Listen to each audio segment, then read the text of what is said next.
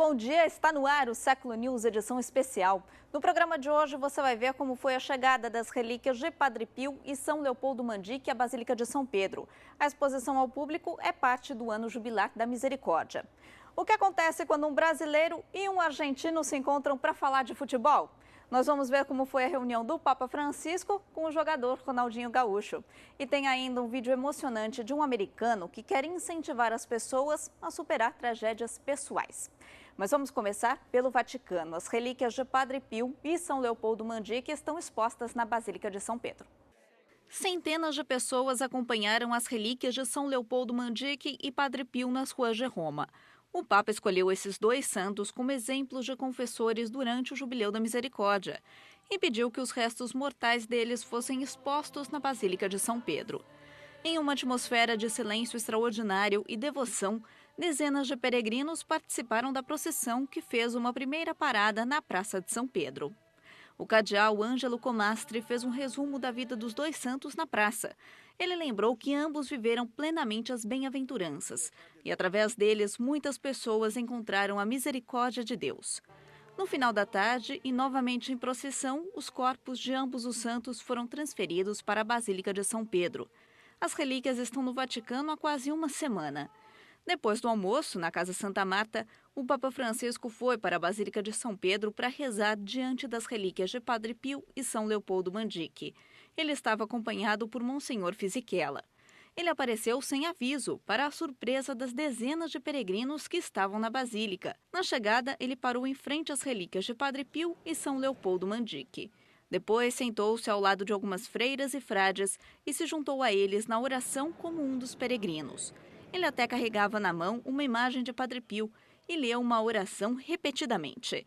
Ele estava muito concentrado durante a oração, enquanto os visitantes na Basílica, que ficaram chocados ao ver o Papa lá, não paravam de tirar fotos. Ao terminar, ele voltou para a Casa Santa Marta. E grupos de oração de vários pontos da Europa se reúnem para rezar diante dos restos mortais de Padre Pio. Dezenas de milhares de pessoas se reuniram nas ruas de Roma durante o traslado das relíquias de Padre Pio à Basílica de São Pedro.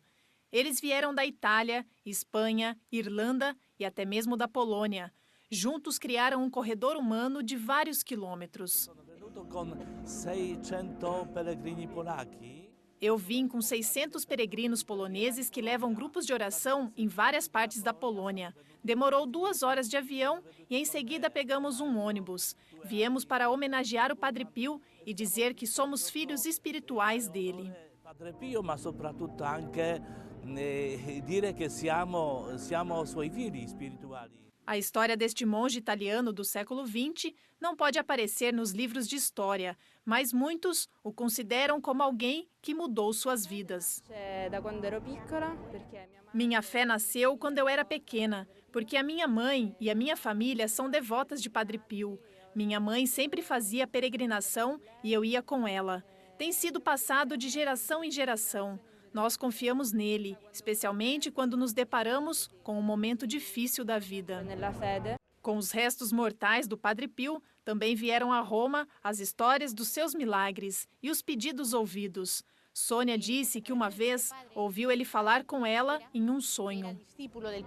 Eu o conheci através do padre Antônio Pesqueira, que era discípulo do Padre Pio e me disse muitas maravilhas que tinha vivido com ele. Ele gravou em mim a fé do Padre Pio, me deu um filme, um livro de sua vida e tudo começou a partir daí. Eu tenho uma grande devoção, porque eu lhe pedi algumas coisas. As pessoas podem pensar que são coincidências, mas minhas experiências são como pequenos milagres. A mão de Padre Pio está por trás disso. Sonhei algo que não consegui decifrar. Ele estava em uma cadeira e se virou para mim, sério, muito sério. Eu ainda não consegui entender o que isso significa, se já aconteceu ou se vai acontecer, mas ele estava muito sério.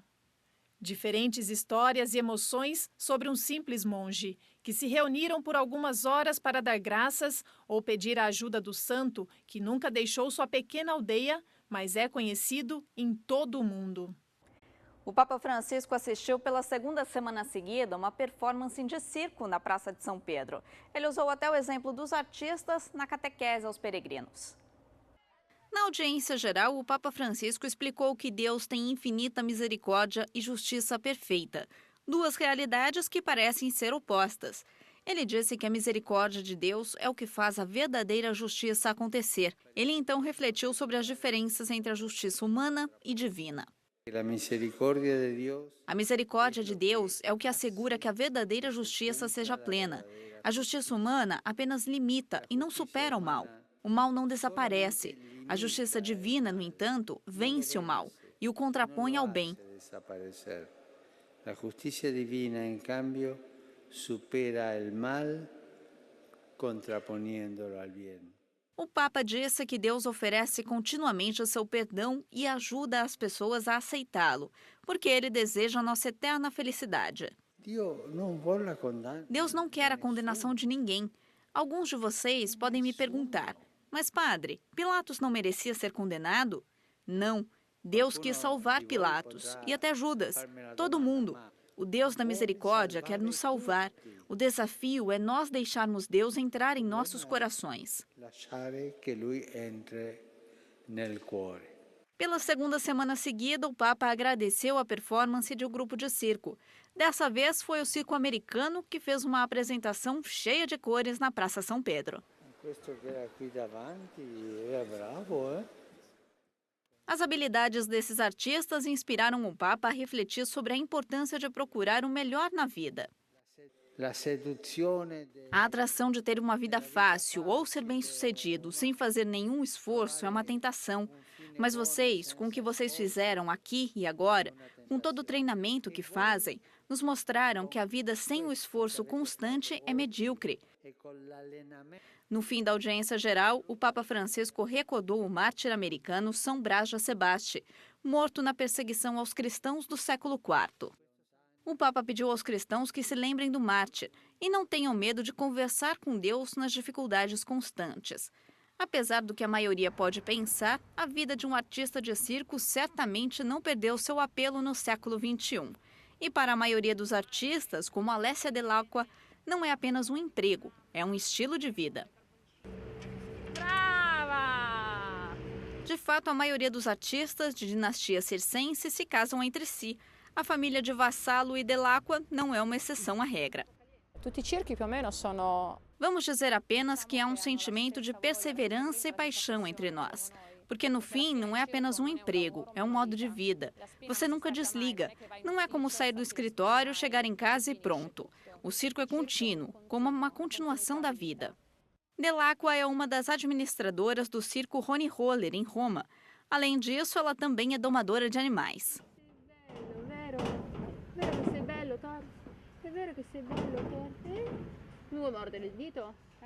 Mais recentemente, o circo fez um evento de caridade para 2.000 migrantes sem teto. O evento foi organizado pelo Papa Francisco e pelo bispo Konrad Krajewski. Foi algo realmente muito bonito, tocou nossos corações. Trabalhar vendo essas pessoas e poder ouvir um pouco de suas histórias, como por exemplo, eu não tenho onde dormir e nada para comer hoje. O Papa Francisco me deu um local para tomar banho, para comer e poder ver o circo. É muito bonito mesmo. Madonna, é stata uma coisa bellissima, guarda, veramente emocionante. Essa sétima geração de artistas de circo fizeram histórias na cena circense na década de 80. A família Vassallo é conhecida no mundo todo pelo talento, desde a equitação ao trapézio e o contorcionismo. Não surpreendentemente, suas apresentações são vistas ao redor do mundo todo. No próximo bloco, você vai ver como foi o encontro do Papa Francisco com o jogador Ronaldinho Gaúcho.